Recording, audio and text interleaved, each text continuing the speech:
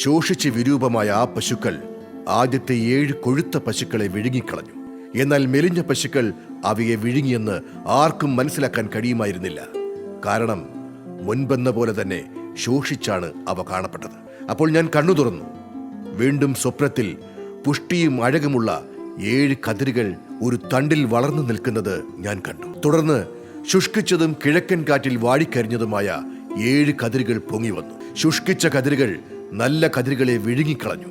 ഞാനിത് മന്ത്രവാദികളോട് പറഞ്ഞു.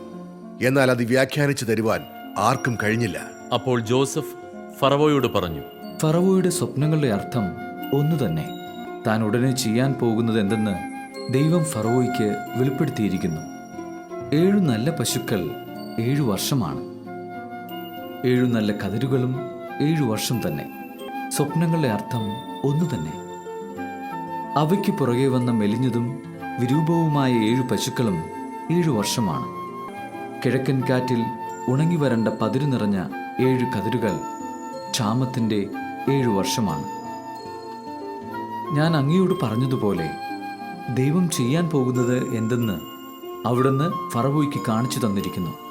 ഈജിപ്ത് മുഴുവനും സുഭിക്ഷത്തിൻ്റെ 7 വർഷങ്ങൾ വരാൻ പോകുന്നു. അതേ തുടർന്ന് ക്ഷാമത്തിൻ്റെ 7 വർഷങ്ങളുണ്ടാകും. സമൃദ്ധിയുടെ കാലം ഈജിപ്ത് രാജ്യം മറന്നുപോകും. ക്ഷാമം നാടിനെ കാർന്നു തിന്നും. പിന്നാലെ വരുന്ന ക്ഷാമം മൂലം സമൃദ്ധി ഈജിപ്തിൻ്റെ ഓർമ്മയിൽ പോലും നിൽക്കില്ല. കാരണം ക്ഷാമം അത്രയ്ക്ക് രൂക്ഷമായിരിക്കും.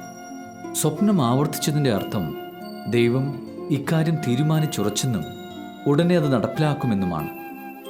അതുകൊണ്ട് ഫറവോ വിവേകിയും ബുദ്ധിമാനുമായ ഒരാളെ കണ്ടുപിടിച്ച് ഈജിപ്തിൻ്റെ മുഴുവൻ അധിപനായി നിയമിക്കണം. ഫറവോ നാട്ടിലെങ്ങും മേൽനോട്ടക്കാരെ നിയമിച്ച് സമൃദ്ധിയുടെ 7 വർഷങ്ങളിലും വിളവിൻ്റെ 5-1 ശേഖരിക്കണം.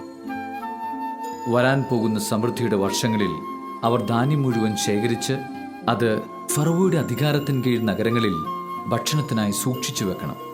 ഈജിപ്തിൽ 7 വർഷം നീണ്ടു നിൽക്കാൻ പോകുന്ന ക്ഷാമത്തെ നേരിടാനുള്ള കരുതൽ ധാന്യമായിരിക്കും അത്. അങ്ങനെ നാട് പട്ടിണി കൊണ്ട് നശിക്കാതിരിക്കും.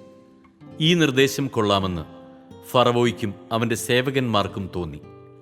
ഫറവോ സേവകന്മാരോട് പറഞ്ഞു, ദൈവത്തിന്റെ ആത്മാവ് കുടികൊള്ളുന്ന ഇവനെപ്പോലെ മറ്റൊരു മനുഷ്യനെ കണ്ടെത്താൻ നമുക്ക് കഴിയുമോ? ഫറവോ ജോസഫിനോട് പറഞ്ഞു, ദൈവം ഇക്കാര്യമെല്ലാം നിനക്ക് വെളിപ്പെടുത്തി തന്നിരിക്കുന്നത് കൊണ്ട് നിന്നെപ്പോലെ വിവേകിയും ബുദ്ധിമാനുമായ ഒരാൾ വേറെയില്ല.